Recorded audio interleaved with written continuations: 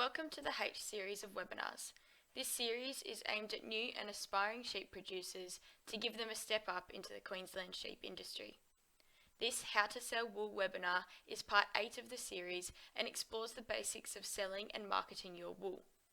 This webinar was delivered by Mark Hedley, who is the Queensland and New South Wales State Wool Manager at Australian Wool Network on the 15th of September 2020.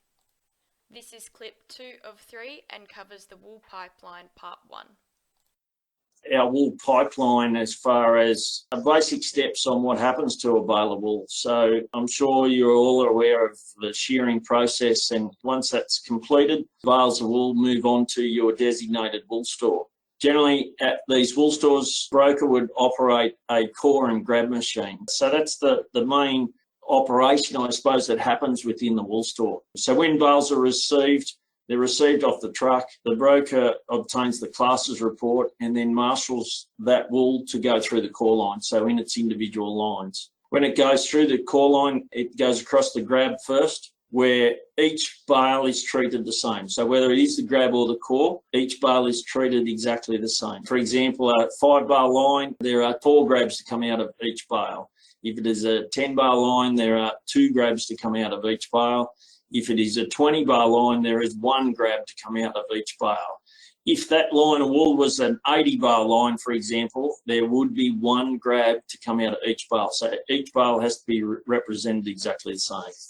Big thing to note that brokers do not weigh your wool. The wool is weighed, and the whole process of core and grab is supervised by Australian Wool Testing Authority. And Australian Wool Testing Authority are the group that basically oversee and look after the credibility of the whole testing system. So they are the ones that key in the weights of your bales of wool. And if there is ever a query on a weight of wool of the bale that you have sent to a broker, you can contact your broker and they will pull the bales out of the stack and they will contact AWTA to once again come and check weigh those bales. And, you know, there can be human error. It is a person that is keying that data on a keyboard into a computer. So certainly should keep an eye on your bale weights, but just note that it is an independent body that is recording it. It enters the core machine, and the core machine is the same process. Every bale of wool is randomly cored, and each bale of wool has the same amount of product taken out of it. Out of those 2 samples, the grab sample is then sent, if there's a length and strength test, the grab sample is sent for tufting, which is another form of sampling.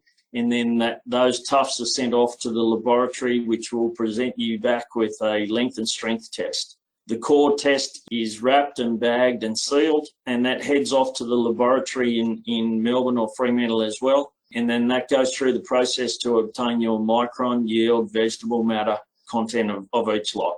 So once that wool goes through that process, it's then put away into the stacks. And it's probably something that's overlooked in our industry. One of the biggest costs in our industry is a square metre of concrete. If you look at where we were some 40 years ago, we were selling wool in Darling Harbour in Sydney. That obviously become too expensive, and we moved to places like Yennora. As storage in our major cities becomes more and more expensive, there's very little wool today that is stored in Sydney. Most of the wool is stored in regional parts of New South Wales. Melbourne still has wool stored in Melbourne and same in Fremantle, but I'm sure with time they will come under the same pressures of cost of a square metre of concrete.